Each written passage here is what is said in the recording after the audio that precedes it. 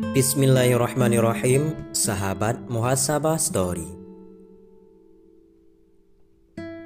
Umar bin Khayyam, pujangga dan cendekiawan Muslim pada abad ke-11 sampai 12 Masehi, pernah menarasikan sebuah dialog yang bernaas dalam salah satu bait khawatirnya yang terkenal.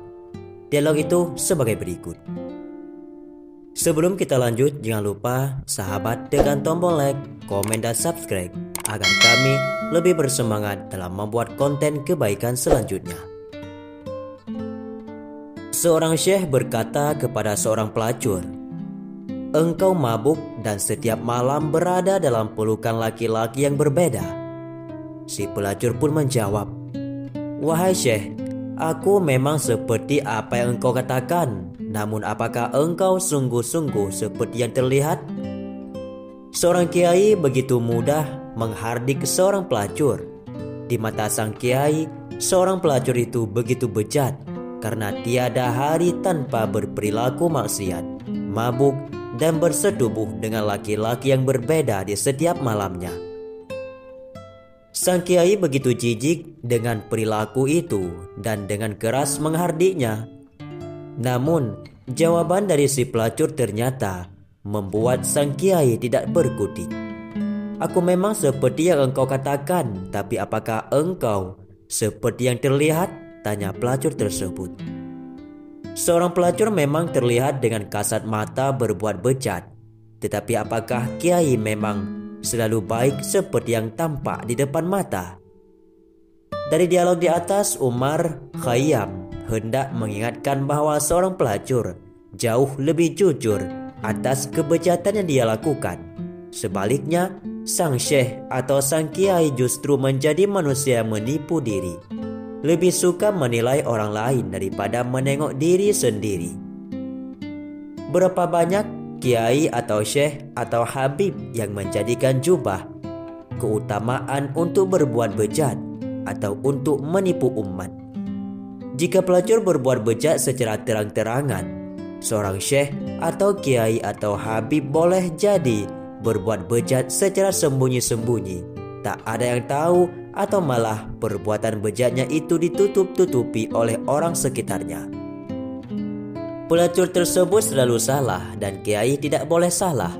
Demikianlah kira-kira pameo yang terlontar.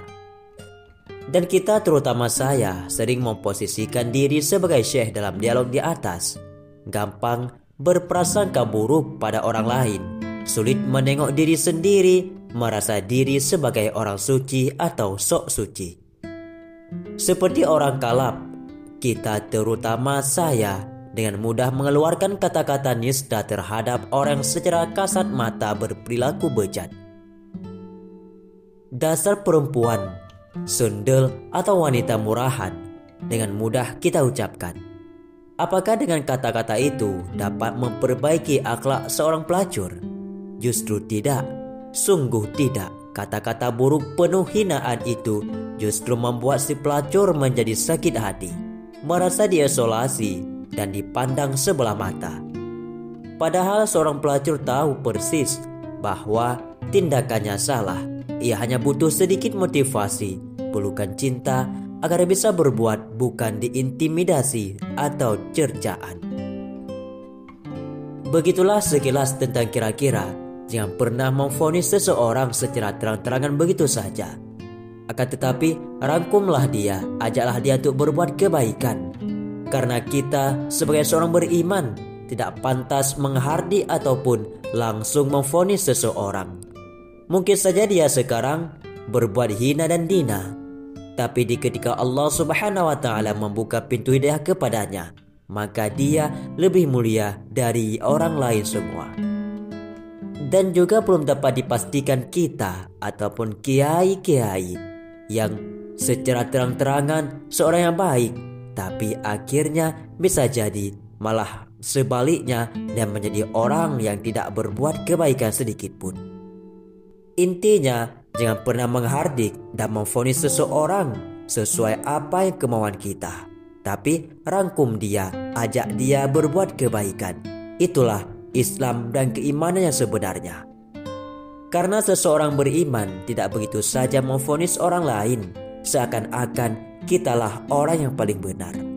Tetaplah berbuat kebaikan, jangan pernah kita berbuat keburukan, dan jangan pernah kita memandang hina orang lain.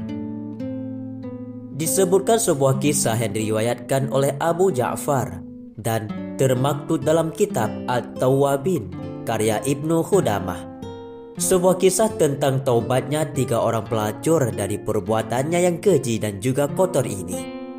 Tersebutlah seorang budak bernama Luqman Al-Habasyi yang bertuankan seorang laki-laki dan membawanya ke pasar untuk menjualnya. Tiap kali seorang yang datang hendak membeli Luqman, ia bertanya kepada calon pembeli tersebut.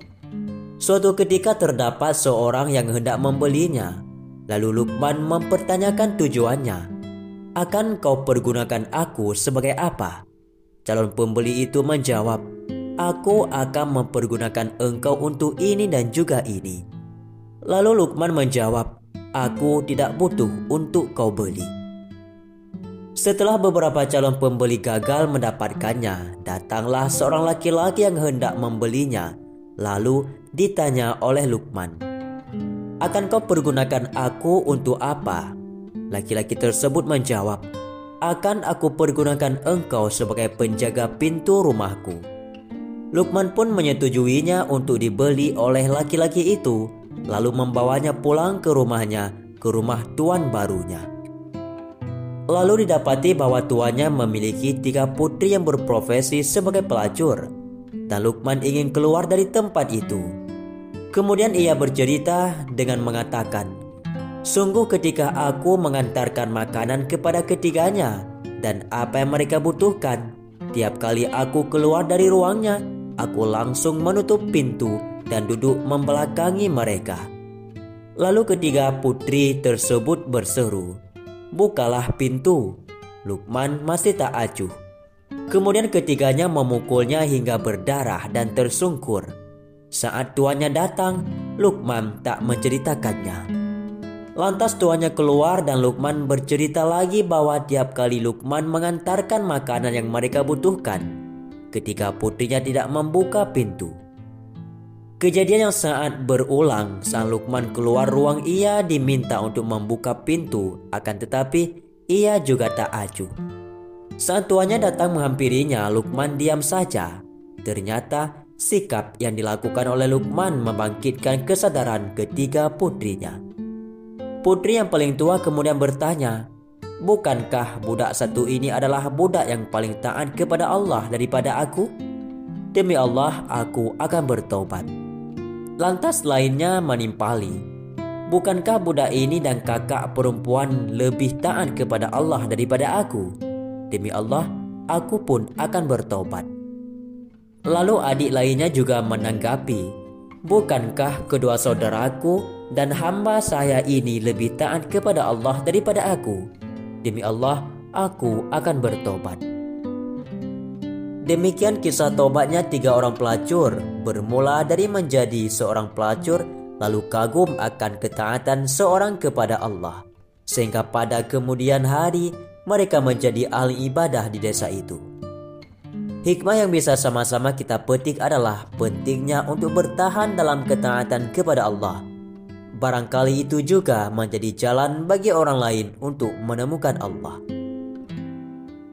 Sahabatku semua, itulah sekilas kisah singkat tentang pelacur yang jujur dan kiai yang sok suci, dan juga 3 pelacur yang taubat karena melihat ketaatan seorang budak ataupun hamba sahaya dan tetap berteguh hati kepada Allah Subhanahu wa taala untuk meninggalkan segala kemaksiatan.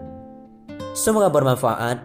Wallahu alam. Assalamualaikum warahmatullahi wabarakatuh.